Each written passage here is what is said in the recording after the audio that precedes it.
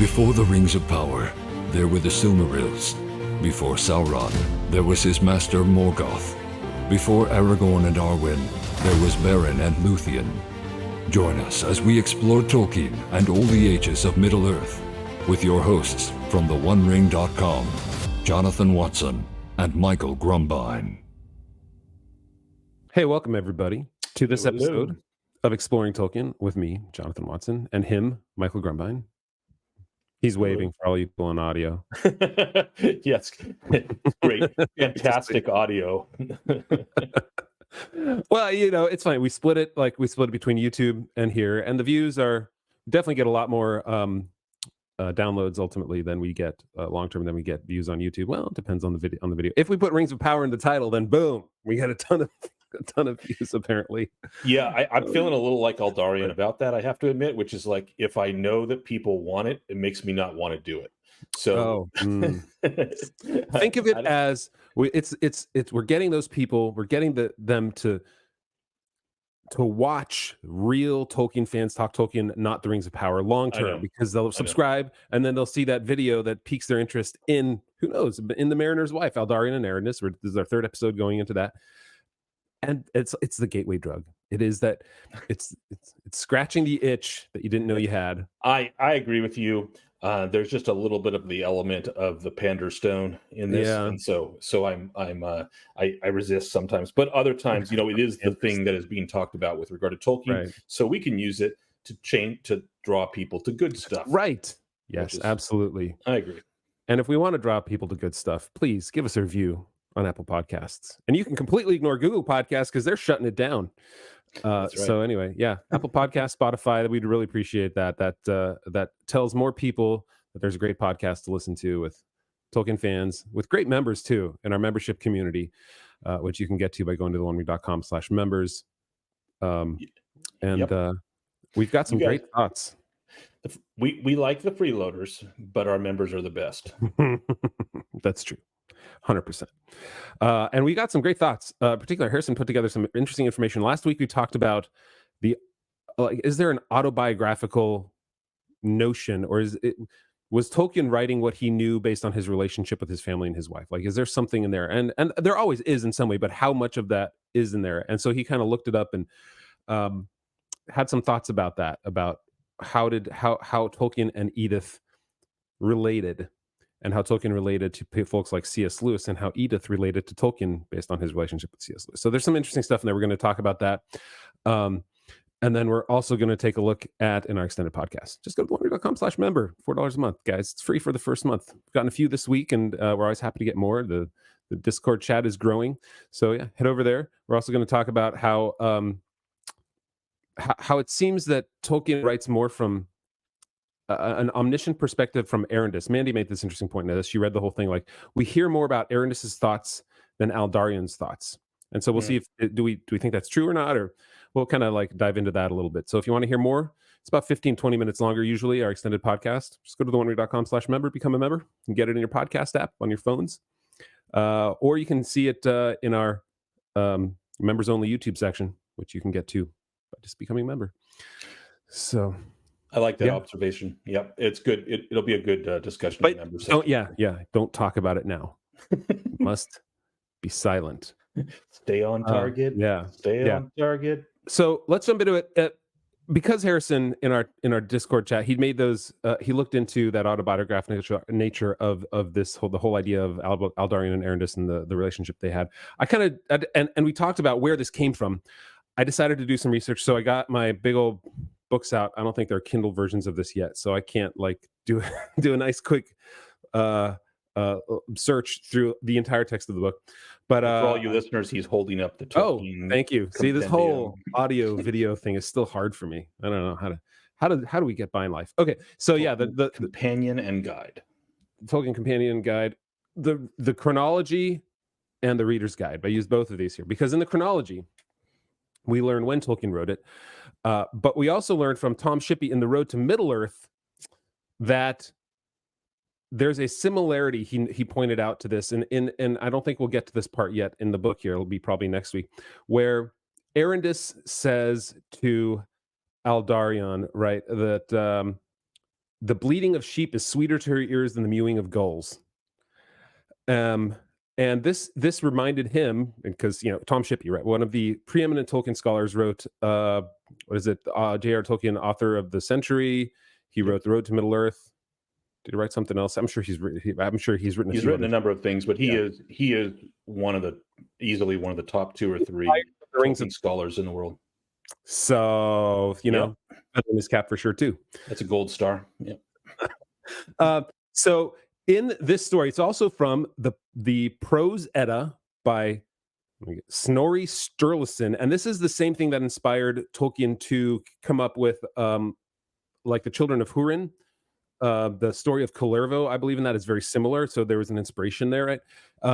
In the Poetic Edda, the same Norse mythology, all the names of the dwarves came from there. Fili, Kili, Nori, Ori, and then also the name Gandalf came from there. So clearly Tolkien had a really good understanding of this, of these stories and this poetry.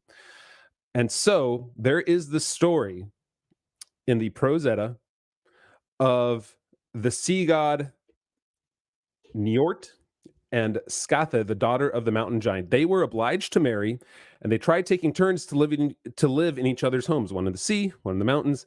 But the marriage was clear, and Njord complains, "Hateful to me were the mountains. I was there no longer than 9 nights. The howling of wolves seemed ugly to me against the song of the swans."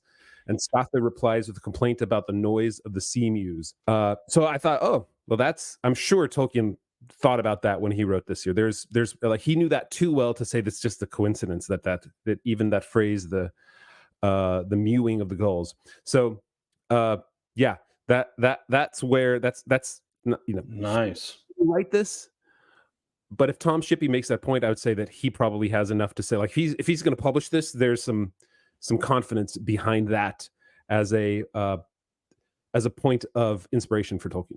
All right, so that's number 1. Number 2 is, I'm going to read this little section from the J.R. Tolkien Companion Guide about when Tolkien wrote this, just so that we have a better idea. And this is what it wrote. This unfinished work, Aldarion and Erebus, was probably written in 1960. A sketch of a Númenórean helmet with an inscription referring to Aldarion's Guild Adventurers is dated March 1960.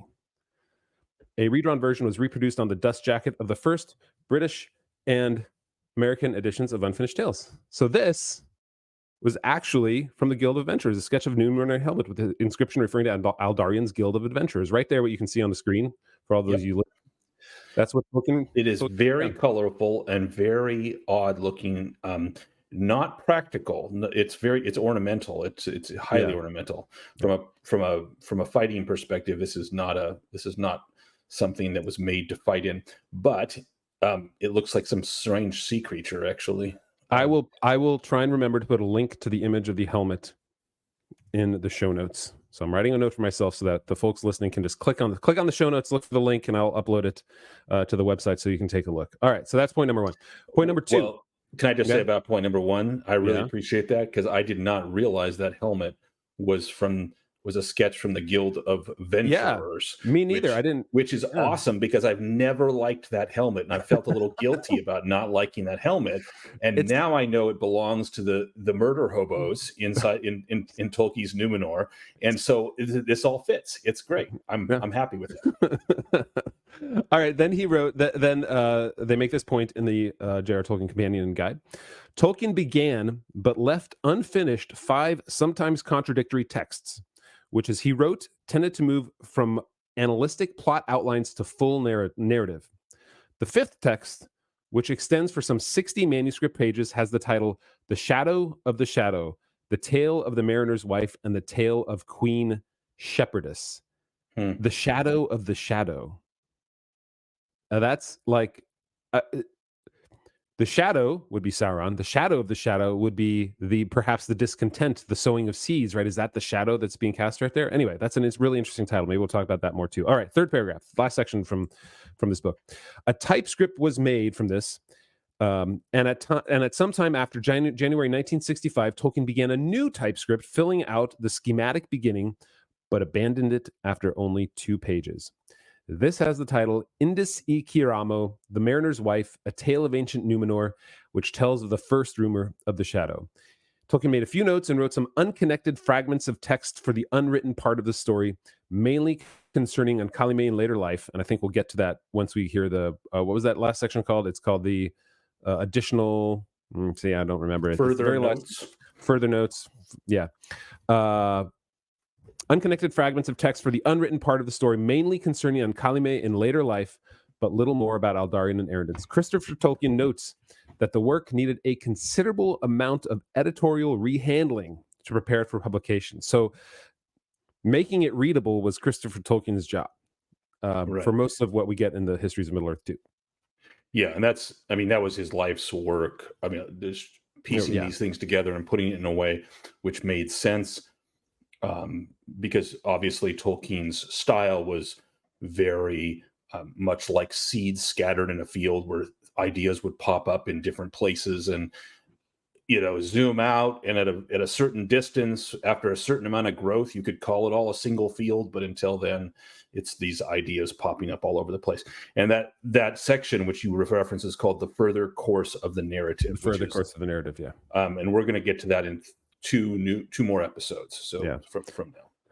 All right, so there you have it. That's when it was written. Somewhere it came together between 1960 and 1965. He abandoned it then. He started something, and I'm sure the idea of the success of the Lord of the Rings was already there, right? 1965, it was definitely a thing, and so he was being pressed by publishers to come up with something else. I'm sure he wanted to come up with something else. He tried writing a sequel to the Lord of the Rings, The Rise of the Shadow, I think it was called, and abandoned that after just a few pages too. And I'm sure this was one of the things, okay, well, if we're going to do The Rise of the Shadow, then what if we did The Rise of the Shadow like originally in the Second Age? And so he started this and then abandoned it too. It'd be really interesting to hear why he abandoned these things. What was the driving point behind it that he said, I can't do it anymore? Yeah, to me, that feels like a kind of artistic question. Only Tolkien could answer that. Absolutely. Yeah. That's why it'd be nice to ask him. Yeah. maybe someday. All right. Okay. So there you have it, everybody. Maybe we should have done that the first episode, but I kind of like going into it blind and learning a little bit more. And now that's fantastic. Good work. All right. So let's take a look at the wedding, the engagement and the wedding of Aldarion and Arendis. Right. So for those that have the newest, I think 2019 version, which I'm working off of, this is page 202 to 207 that we're covering today.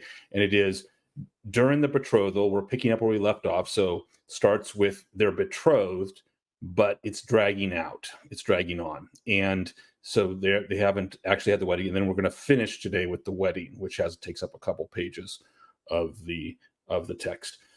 So when I was looking at it, just to roll it out mentally or visually for our listeners, this takes place in basically a number of sections. There's 3 conversations or moments that happen.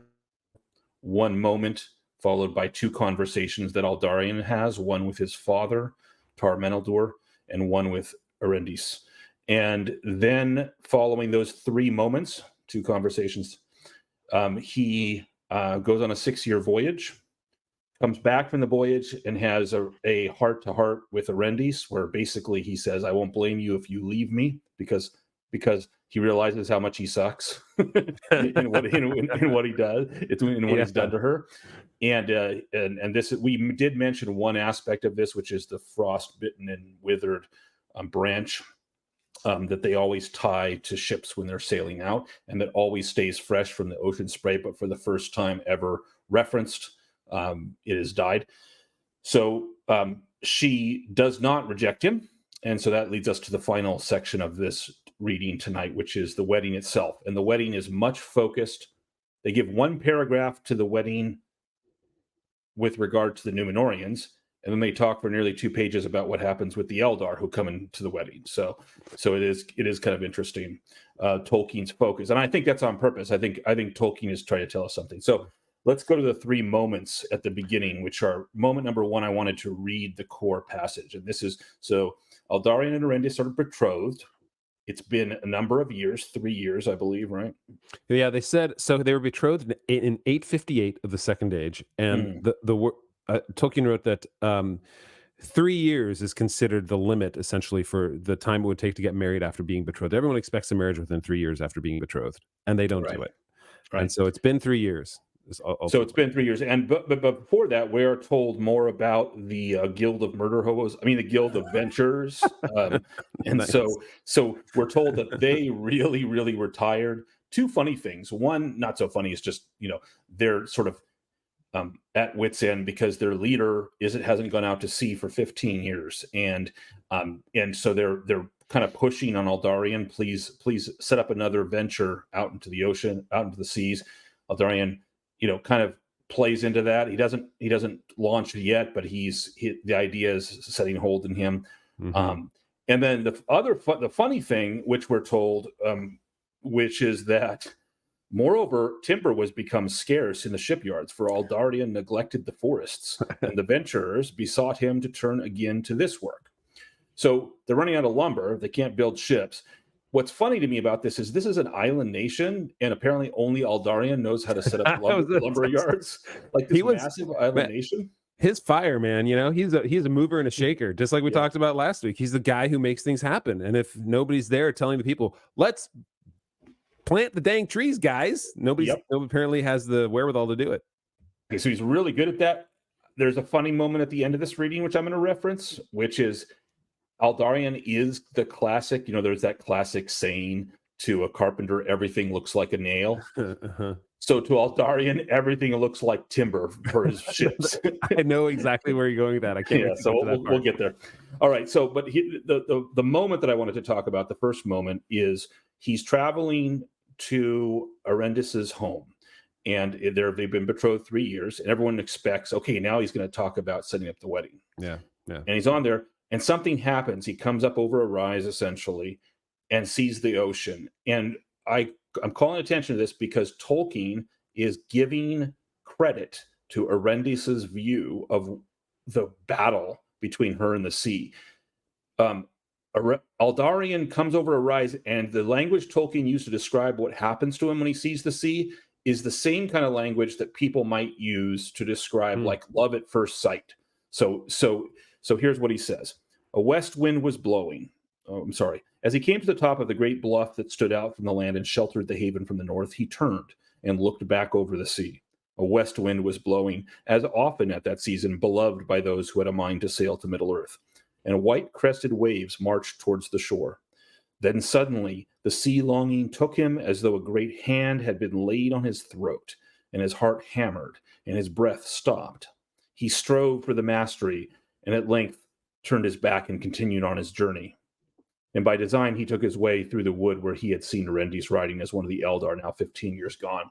So it's almost like he's like, I got to see her. I got to see her. This is like, but that language of a hand at his throat and his heart hammering and his breath stopping, and he has to fight for a mastery of himself. That's like the language of being struck by romantic love and beauty, and which is exactly the way Arendis would put it, because the sea is her rival for his heart.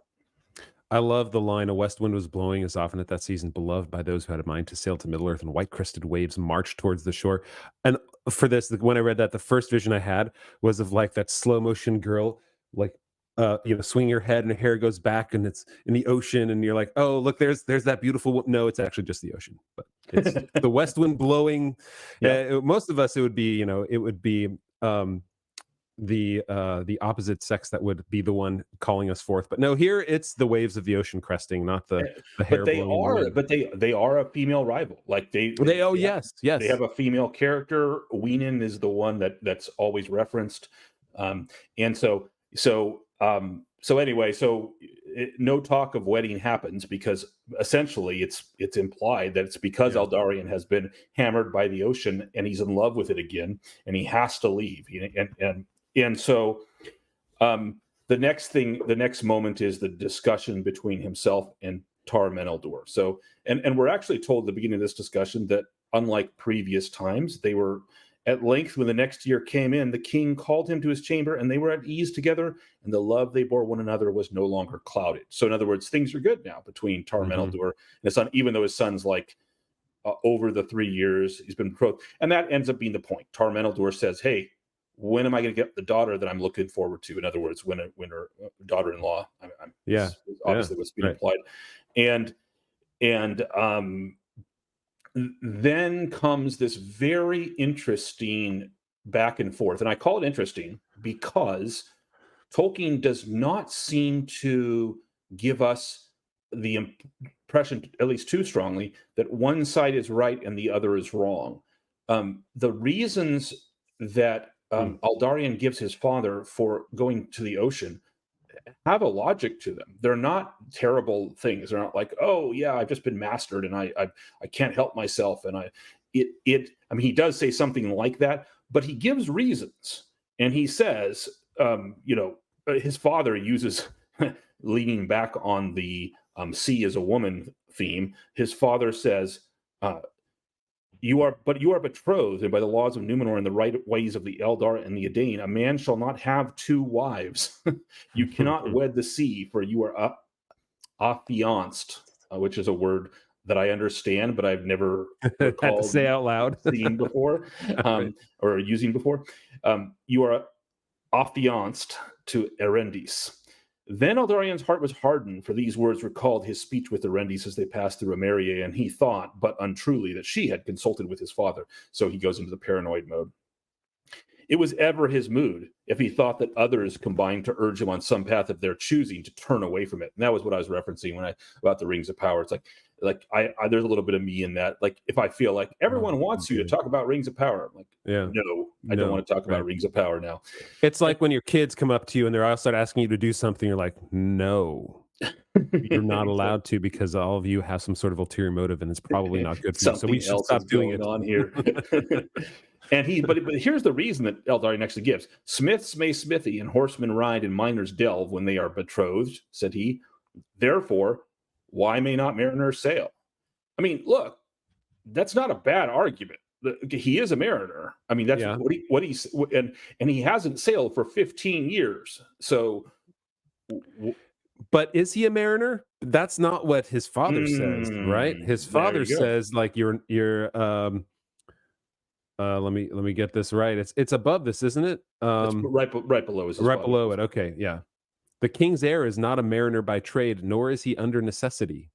So he's like, you need to be here, and you're going to be the king. I have to grant you the scepter.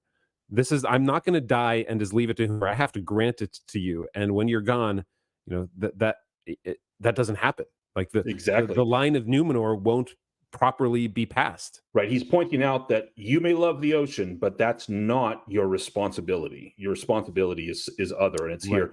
And if a married man does have to go to the ocean, it's by necessity, and you don't have that necessity. Right. And Eldarion then responds to that. He says, there are other needs than livelihood that drive a man. In other words, he raises his love of the sea to a need. Now it's a need. And he says it's not a need that I have to do to provide for my family, because I'm not a mariner in that sense, but it's still a need, he's implying. And there are yet many years to spare. And his father's like, well, for you maybe, but Erendis, it says you take Meneldur says you take your grace for granted. Erendis has shorter hope than you, and her years wane swifter. So this is a reference directly to the fact that the line from Elros is long-lived and longer-lived than the other men of Numenor. Yeah. At this point, Erendis is about 90 years old. 90 years old. And Eldarion is about 160 years old. But for a 90-year-old woman, as we'll see from her wedding description, she's beautiful. So this is clearly, although her years may not be as long as Aldarion's, because we know from our first episode that literally all of Aldarion's descendants die within a 10-year period at 400 years old. They're all between 399 and 410 years old.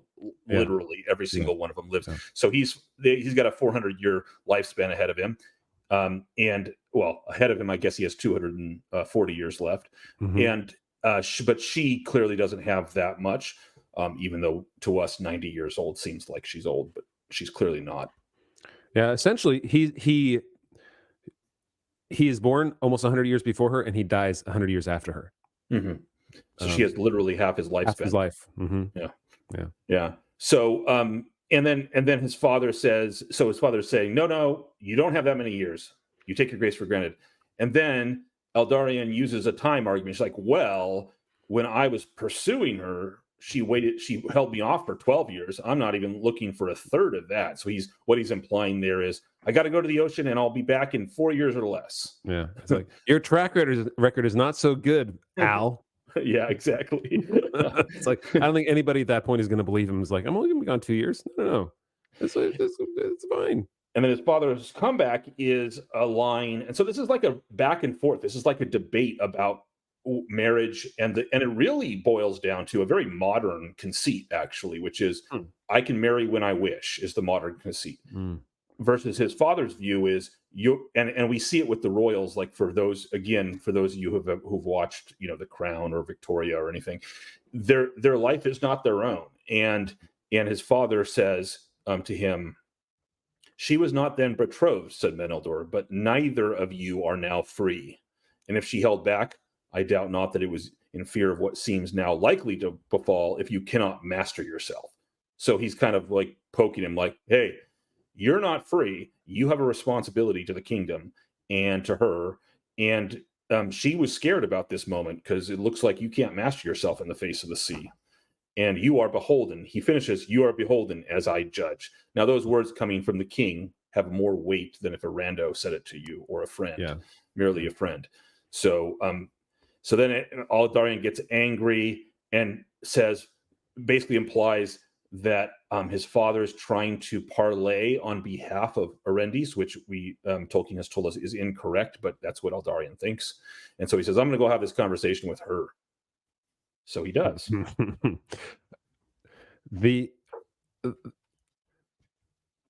I think Meneldur it looks back at this and he's like, I had some wins in my relationship with you. You are now, we made you originally the Lord of the Harbor and the Ships. Can't remember the exact title. You're the successor now. You committed to it. Like, I expect your commitment to be valid. And his response here is like, you're actually breaking this agreement by doing this now. Like, you're not holding on to the responsibility that you are to have as a king. And so I think that the line that's most important here is the king's heir is not a mariner by trade, nor is he under necessity, because you are the king's heir, right? That's 90% of who you are at this point. You've agreed to that, and anything else comes second. And so that 90% of that's getting married and having an heir.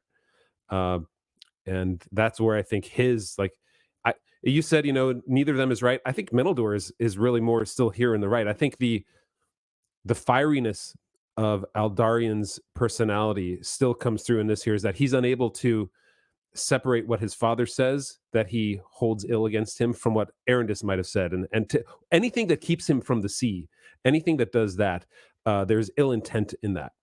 Yeah, I do think there's more to him than just the love of the sea, because and we have some other parts in the script in the reading today to reference in that regard. But I do think what I meant by that was Meneldur very clearly represents the old hierarchy and the sense of you have a responsibility that's above your desires.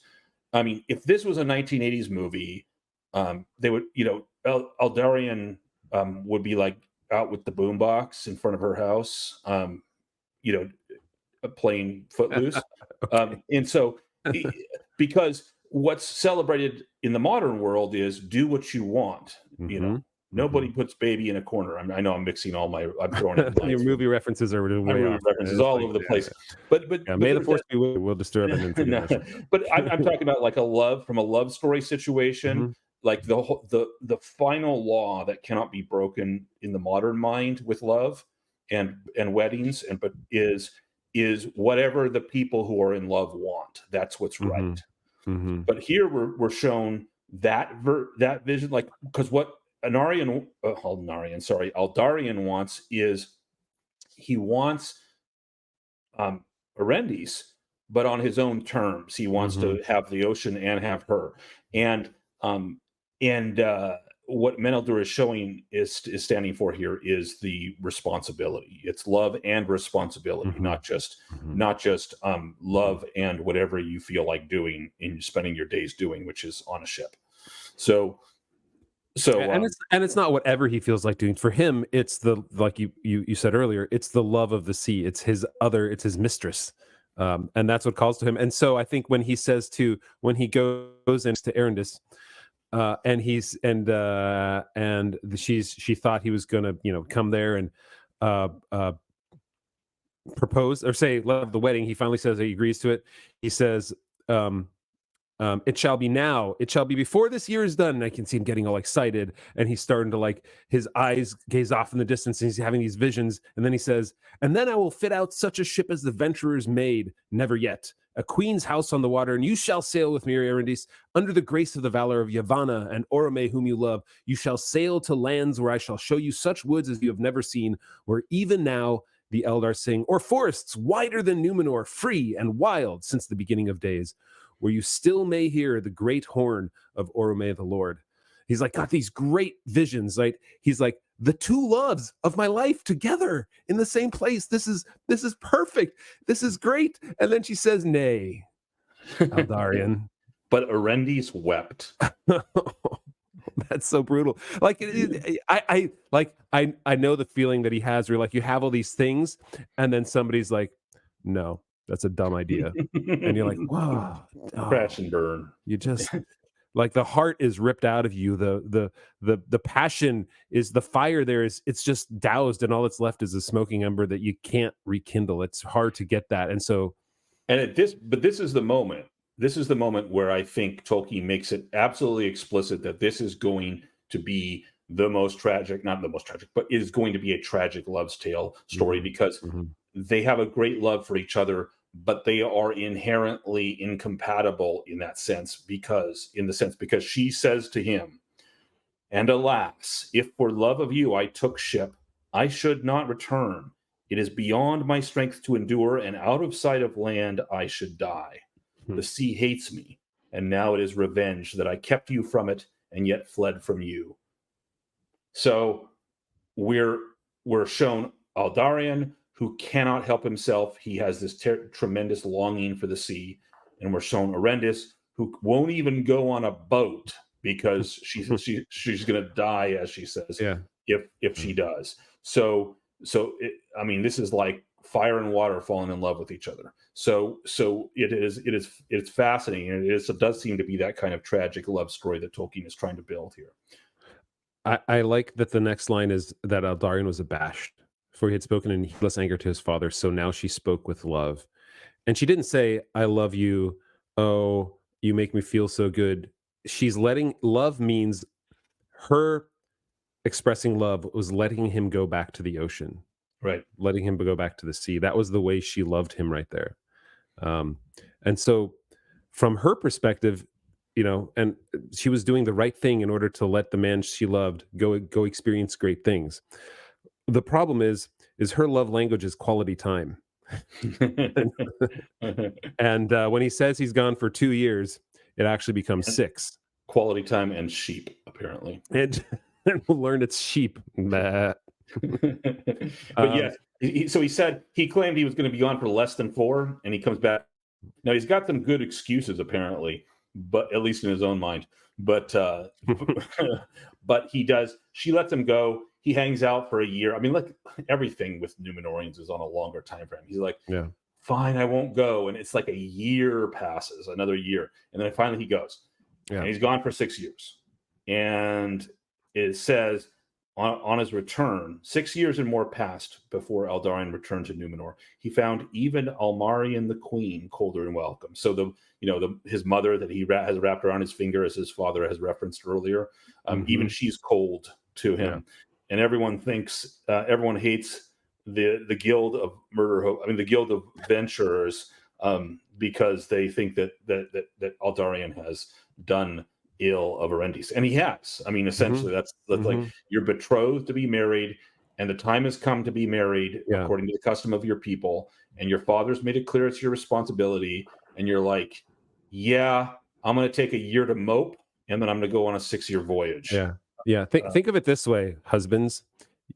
You're at work and you tell your wife, honey, I'll be home at 6, and then 6 comes, and then 7, and then 8, and then 9, and then 10, and finally you're home at 10:30. You haven't called, you haven't done anything. What's the reaction you're going to get after 4.5 hours of complete silence and a promise that was not kept?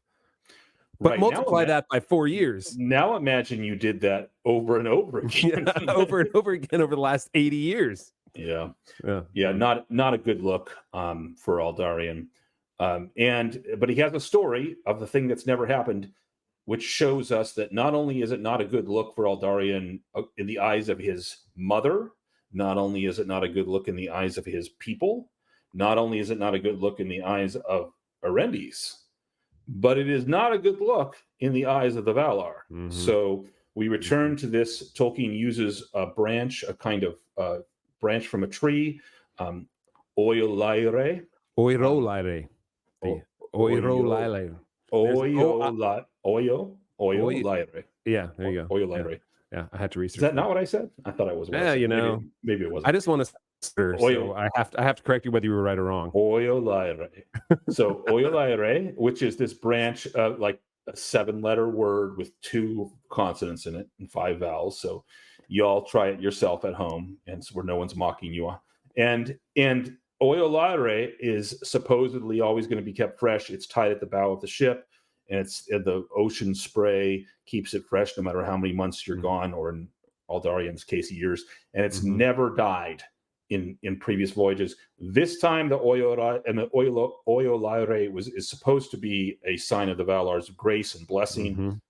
And now, his 6-year voyage being over, it ended up in the far north in the frigid ocean, in the frigid seas and ice because of terrible weather.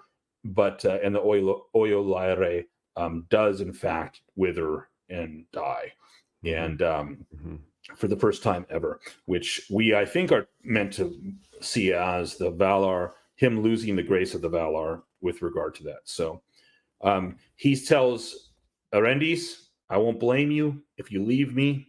I understand, because I suck. and she says, basically, it's true, but I won't leave you.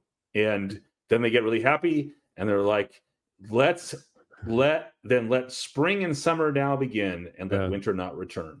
So the endorphins they haven't experienced over the last 6 years finally kick in, and they're like, let's do it. All right, and they get married. So last section, they're married. There's a huge party. They take what is essentially like a year, or not a year, 3-month wedding.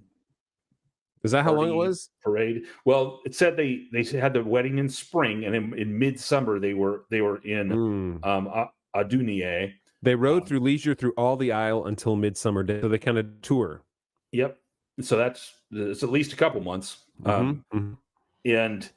And that's where in Adunier, which is the northwestern arm of the Star of Numenor geographically, in Adunier, they are going to have the actual wedding, or actually, what does it say? The last feast was prepared by Valandil, its lord.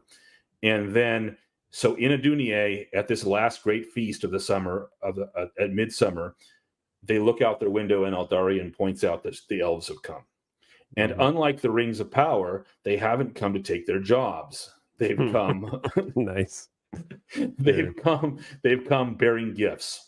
I'll show folks where Andunier is on the screen. There you go. It's right here all the way on the left, Andunier. Yep. So they did a whole tour and they ended up over there. Right. So, they probably did it wasn't probably just a straight line. Straight line. No. That's probably a tour of the Isles. I'm not sure what that line means here in this here. Oh, that's a road. So that's what the road is. Yeah. Okay. That's the quickest path. But so anyway, there's a lot of space. Tolkien gives almost more than a page to the elves, and not specific elves, because not a specific elf was named, which is interesting. And that's, in my mind, that's because the focus isn't on the character of isn't on the personages of the elves, like Gil-galad or anything. It's on the elves in their relation to the Numenorians, and what do the elves are bringing something different, a different way of looking at things. And so they've sailed across the ocean, And what have they brought with them as the grand gifts? For is it fine weapons or arms or a tapestry, something glorious and regal? No, they've sailed across the ocean and they've brought them flowers. So and birds and 2 birds. So their gift and a tree, a young sapling, a ton of flowers. And they mention Eleanor, which is one of the most famous flowers in Middle Earth, because of course it's the carpet underneath outside of at Lorien. What's the name of that hill? What's the name of the hill? Darn it. But anyway, it's outside Caras Gallathon. Yeah. Yeah, but it's got a name anyway. It's the tree underneath the great tree, and the fellowship sees it. And the ground is carpeted with Eleanor, and so anyway, they bring Eleanor and Luisan these flowers from Middle Earth, and ultimately from Valinor, and they bring a tree, a young sapling, and I'm going to describe that. And this is our to a carpenter, everything's a hammer moment. I love this. I love this line. Many gifts the Eldar brought also. To Aldarion, they gave a sapling tree whose bark was snow white and its stem straight, strong, and pliant as it were of steel, but it was not yet in leaf. Now that's fascinating, by the way, before I move on, to notice that so its stem was straight, strong, and pliant as of steel. So this is not a normal tree. Like a tree that is compared to steel in its strength is even as a sapling is pretty impressive. So do we know the name of this tree? It doesn't say the name, but clearly it's the white tree, right? Oh, it is, right? Yeah, but sorry, of course. I was looking for it here because we got the names. That's interesting that he doesn't even mention it right here. No, he doesn't. I mean, partly probably doesn't. I mean, I would think maybe he doesn't mention it because this is an unfinished tale. If this had ever been published, he probably would have injected it. That's my thought anyway. But anyway, I believe this is the white tree that becomes the white tree of Numenor. Nimloth? Right? Nimloth is the name of the tree of Numenor, right? Yes. So that was brought as a gift from the Eldar from Tol Eressëa in the form of a seedling from Celeborn as a symbol of friendship between the two races. So I don't think it's the white tree. Well, does it say when it was brought? Because that might be a reference to this. Maybe it was Celeborn that brings it. Remember, it doesn't tell us who the elves were, but they're clearly going to be elf lords and personages. It just doesn't focus on who they are in this one. So I don't know that those two passages are contradictory. They might be referring to this is one of those things where we learned earlier where there were a lot of notes, and I'm sure Christopher Tolkien is trying to I mean, this is something he probably looked at and was like, is this the tree? Is this like an idea he had for the tree and then it changed a little bit, right? So these are where Tolkien never came down and said, I'm writing the definitive edition of exactly everything in Numenor and where the tree came from and all the weddings and everything like that. So Christopher Tolkien had to figure it out. And here we're left with the idea that I guess this is the tree, but is it really? Maybe not. Exactly. We don't know for sure. I like to think it is. So, but now we're going to get to the comedy moment. I thank you, said Aldarion to the elves. The wood of such tree must be precious indeed. So he's immediately reduced it to lumber in his mind. He's like, it's a nice tree, but the wood is precious indeed. Maybe. We know not, they said. Maybe. They're like, I think they were more like, maybe. And they explain themselves. They say, none has ever been hewn. It bears cool leaves in the summer and flowers in the winter. It is for this that we prize it. So clear contrast between Aldarion, the everything to me is fuel for my ships, and he's like a dwarf in that sense, like, and a little bit of those Aule vibes. Nevertheless, they will need wood for their nevertheless the dwarves will need wood. Yes. So are these elves from the east or from the west? Do we know? We don't, right? So we don't even know. Like, these could be elves from Valinor, from Tol Eressëa, from the Undying Lands. Perhaps. Wow, you're right. Because I was just reading through it again, and I assumed because of his relationship with the elves of Gil-galad and his relationship with that whole kingdom over there, that they were from there. But Tolkien never says. And perhaps because of these gifts that were so unique, like the birds, we never hear of any other birds. And that was the other thing in this section, is the birds are so unique. When we think of Tolkien and birds, we think of the eagles of Manwë. We don't think of songbirds right, that are betrothed to each other and then can be dedicated to another couple in love, so to speak. And they're unique, right? They never sing the same song. They never have the same thrill of song together, right? They never repeat through a long thrill of song. And so they're such unique birds that we'll learn far more about. And it makes me think, if I had to, I want to think that these are the elves coming from the west. These are the elves. I like that idea. I did not consider that. That's fantastic. I really like that idea. And I will read the paragraph about Arendis's first reaction to the birds. That night, Arendis awoke, and a sweet fragrance came through the lattice. But the night was light, for the full moon was westering. Then, leaving their bed, Arendis looked out and saw all the land sleeping in silver, but the two birds sat side by side upon her sill. So that's just poetic. Like, there's going to be a little bit of foreshadowing about things with birds, but what we have here is just this poetic, artistic moment. I can see Tolkien loved to paint the scenes and places in his mind. I can see him like painting this image of the land in silver and this tower looking out over the land, and the birds in silver sitting on the sill with the full moon westering. This is a beautiful image. It's Tolkien and his prose. Man, the guy never, even when his tales are unfinished, they're beautiful. I want Ted Naismith to this painting, looking out the window. That would be super fun. Maybe I should put together a GoFundMe to get that, to pay for it, and then I'll anyway. Yeah. And then after that, I'll just read the last paragraph. This is where we're ending, guys. When the feasting was ended, Aldarion and Arendis went for a while to her home, and the birds yet again perched upon the silver window, right? No cage, no nothing. They just follow them around. Mm-hmm. At length, they bade Berengar and Nuneth farewell. That's Arendis' parents. And they rode back at last to Armenelos. For there, by the king's wish, his heir would dwell, and a house was prepared for them amidst a garden of trees. It makes you wonder if some of the trees might have been from the sapling, or at least there was one. There the elven tree was planted, and the elven birds sang in its boughs. So that's a nice. It ends on such a high note right here. The birds singing in the tree that was the gift from the elves of the west. Where was the white tree supposed to be planted? Did we ever told else? I mean, is it in Armenelos, or is it in Meneltarma, or where is it? It's in Armenelos, yeah. Yeah. King's Court. I'm beginning to think this is the same tree. All right. I'm gonna try and do some research, and we'll see what other people think about this, because it's not, again, Tolkien didn't write, this is the tree of this is the white tree. This is Nimloth. He never said that. So we don't know, but maybe other folks have thought about it. I wanted to bring up one more thing, unless you have something else about Arendis in here. And that's something you said last week about her similarity to Luthien in here. And so one of the things that struck me right here is when he talks about Arendis at the wedding, and after the elves came. That's a good one. He writes, but the people of Andunier, looking upon the blissful company, said that none were more fair than Arendis, and they said her eyes were as bright as they were of Morwen Eladwin of old, or even as those of Avalone. Hey, look, Avalone right there. The elves that have come, what's the place he references? Yeah, you're right. Yeah. So, but that's them.